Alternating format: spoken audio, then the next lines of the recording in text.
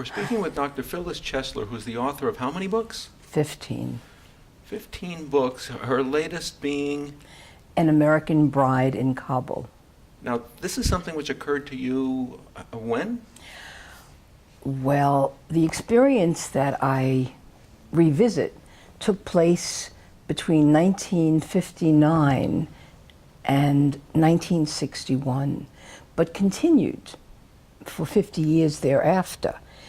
And the reason that I wrote this book now is because Afghanistan and all the themes of Islamic gender and religious apartheid and the subjugation of women especially seem to have followed me right into the future and into the West. And I felt this was the time that I had to speak and revisit some painful memories, but memories that have lessons that are very rich and very important. Originally, would you consider yourself growing up in the 50s and 60s as a Democrat, a liberal, from a liberal background? I grew up in the 40s. 1940 was my birth date, year. And I was a rebel from the start. And I grew up in an Orthodox Jewish family. And I was very headstrong and very bright. And I joined on my own Hashomer Hatzair. And that was in Borough Park in 1948 when I was 8 years old and when Israel was coming into being. What is Hashomer Hatzair? It is, well, I believed it was a liberation movement for Jewish survival. My parents and the Orthodox rabbis said, "Phyllis, this is a godless communist organization. What are you doing?"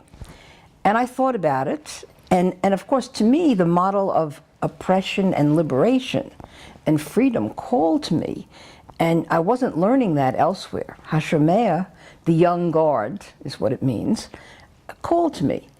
But because I was truly a rebel, I then joined Ein Harod, which was to the left of Hashomer Hatzair, and I packed machine gun parts for Israel in 1951 in Borough Park. And of course, when I didn't have a bat mitzvah at 12, and I was the smartest, quote, boy in the Talmud Torah, I turned my back on it. I didn't really turn my back. It's just that I saw that there was no future for me as a rabbi or as a chazan or as a Talmudic scholar. I didn't see any women doing these things. So I addressed other preoccupations, artistic and creative. I was not a Democrat, I was not a Republican. Even to this day, electoral politics does not really interest me. What sort of awareness was there at that time of what was going on to the Jews in Europe? In my small circle, none. None, nothing. And why not? I think that my family was poor and hardworking. That my father, they should all rest in peace because they've brought me into the world and I gave them a hard time. So he was not born in this country. I'm a first-generation American. My mother, who should also rest in peace, was the last and only daughter who was born in America. Everybody else came from the old country. And they were not mixing. It's almost as if escaping pogrom after pogrom. My maternal grandfather is dressed like a chassid in a photograph I have of him in Poland. Here he had to work on Shabbos. Here he's dressed nattily and in a very secular fashion. I have that photograph. So they kept their heads down. They had their feuds. They were not intellectual, they were not political, they were survivors. And they really worked very hard. And they prized family, and they prized Orthodox Judaism. But the Jewish Forward at that time, Jewish Forward was a Yiddish newspaper, didn't it report on these things? If so, I never heard it at my kitchen table. I never heard it at any Jewish event. I never heard it even in the various synagogues in Borough Park that my father went to, and I would follow after him and hang out there. So it was something that I learned about. And how my consciousness rose is a miracle. It's a miracle. But I think, look, let's be fair, there were emissaries from Palestine. We are the Palestinians. There were emissaries The Jews, from... you mean? Yes, of course. Yeah. Who were setting up youth groups. And I found one. And in fact, many, many years later, when I wanted to live in Israel and I wanted to live on a kibbutz, my only yichus, my only credential that would entitle me was, come on, at least a Hashomeah Hatzayir kibbutz. And they had to take me in. And indeed, Shoshana Phillips at Kibbutz Galon took me in 1980. Of course, it couldn't work. I mean, it couldn't work because I was there on very high political business, and I had a young son whom I left on the kibbutz for meetings in Yerushalayim. And the kibbutz said, you can't leave him, you have to come back. I said, I have a meeting in the morning, with the foreign ministry, I can't come back. I said, put him in the children's house, put him in the Batei Yeladim. And they said, no, we can't do that. I said, well, then put him out on the road and let yourself become known as the only kibbutz in Israel that put out a little Jewish boy on the road for one night. And of course, he was fine. He was fine. But I saw that, and this was a very dear kibbutz, because these were essentially Czechoslovakian with some American people, and they made a bond as a marriage pact until death do them part. They were very provincial. They were not revolutionary. My job, by the way, on the Hashomeah Hatzayir kibbutz would have been to be a traveling intellectual. And I said, okay. That meant give lectures, travel from one kibbutz to the other. But I saw that kibbutz life was not for me. Yeah. In my failing, not theirs. Right. What did you encounter there in terms of Arab presence and Arab attitudes towards the Jews? Well, I have to say something that you're not going to maybe like right away. I'm on a Hashomeah Hatzayir kibbutz, and I see Arab laborers who are being paid to do work that I thought would all be done by Jews. And indeed, that was the case long ago. But now, 1980, the times had changed. Now, I'm not saying that the Arabs were unhappy to work, or that they were underpaid, or that they were in any way oppressed. In fact, they were probably very lucky and grateful to have whatever the job was. But I saw that in my radical vision as sort of disconcerting and unexpected. I did not, you have to understand that I lived in Afghanistan and I moved in Muslim diplomatic circles. And perhaps I had a mystical vision from Hashomeah Hatzayir of Esav or Yishmael and Yitzchak having a union, getting along. So that illusion of harmony and the possibility of not merely peace on earth, but a mystical peace, was one that I was familiar with. So I didn't experience Arabs or Muslims as other. I didn't think through, oh, gee, so Esav and Yaakov shared the same womb, but didn't they have different destinies? Weren't they ultimately in dangerous opposition? Perhaps. I didn't think of it then. So when I visited Israel, long overdue visit, in the early 1970s and throughout the 1980s, I was not yet, even though I saw anti-Semitism rising in the world and was very aware of it among leftists where I moved. And I took it on right away. That means leftists and feminists. The day after Israel won the War of Self-Defense in 1967, the next day, Israel became a colonizer, an oppressor, and an imperialist, and no longer the underdog and the victim, which was the paradigm. So I started wearing very big Jewish stars when I would address very left rallies and would wait for anyone to question me because I knew that I had, if you will, slept in the tents of Yishmael and understood both the good and the bad. And at least I had mixed it up. I was familial, whereas everyone who was an ideologue didn't know what they were talking about. Right, right. But to what extent was Afghanistan representative of the Muslim enmity that might have existed in Palestine? Well, now Afghanistan considers itself an Aryan country, and myth would have it. Aryan? Yes, yes. How is Afghanistan I can't, Aryan? I'm just telling you what they think. A Muslim Aryan. Correct. It's very interesting. And the Pashtuns believe that they're really the descendants of a lost tribe of Israel. Now, Afghanistan was a very powerful Buddhist country for many centuries, and Zoroastrian country, until Arab Islam converted viciously by the sword. So Muslims in Afghanistan feared, despised, envied, perhaps not, the infidel. And the infidel was the Jew, the Christian, the Hindu, the Buddhist, the West, anything other. That I experienced, and I experienced it up close and very personally. Years later, I was able to recognize that in other geographical settings. With your experience in Afghanistan, which took place in the 60s, would you say, 59, early 60s?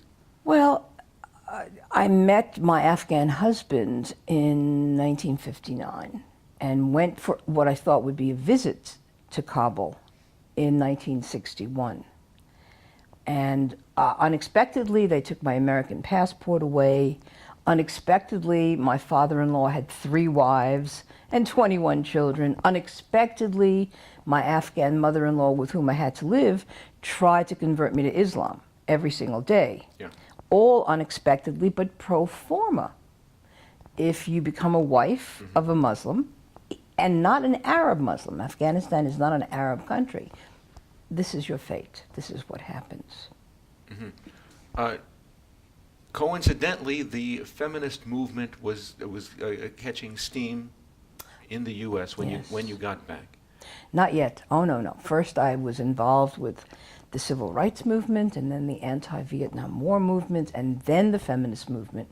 As of 1967, I rapidly became a feminist leader.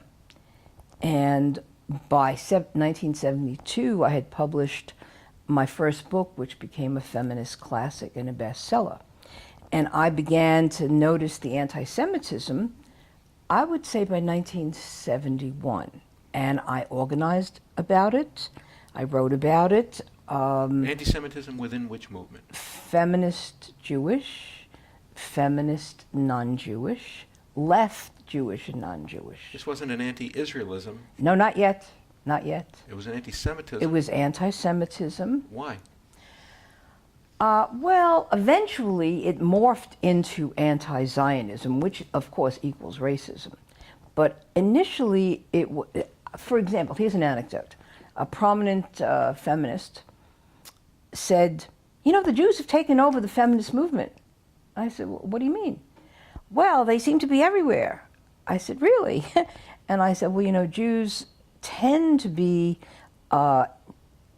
in progressive circles. There are more Jews than their existence in the population, which is to our credit, because our mission is to indeed bring about justice and repair the world.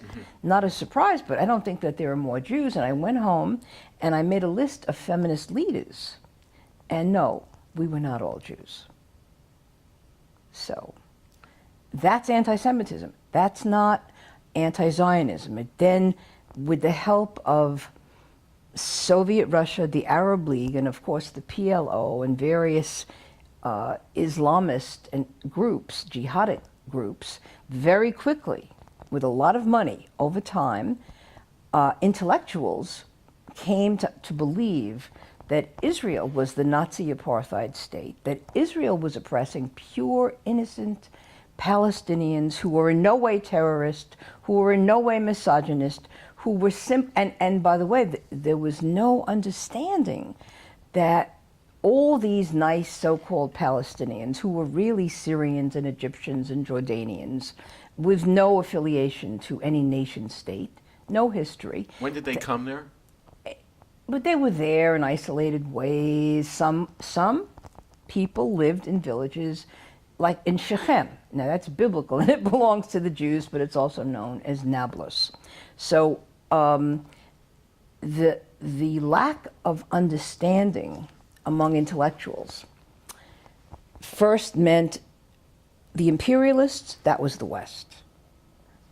Racists, that was the West. They had no understanding of the long history of Islamic imperialism, colonialism, anti-black racism, slavery, and apartheid for real in terms of both religion and gender. No understanding. And even to this day, when I say it on an American college campus, riots have ensued because this is such a huge naked emperor.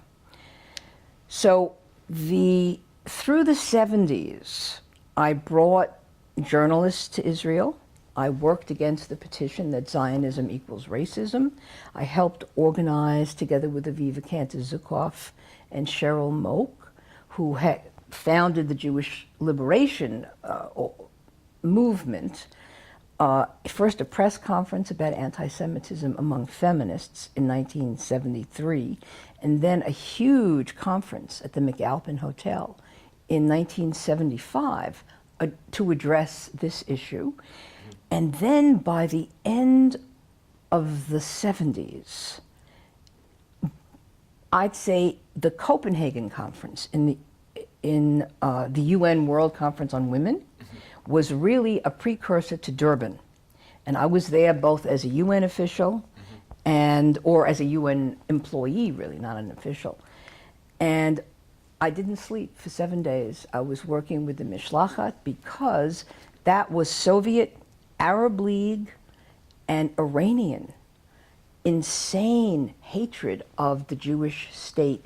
They interrupted all the NGO panels.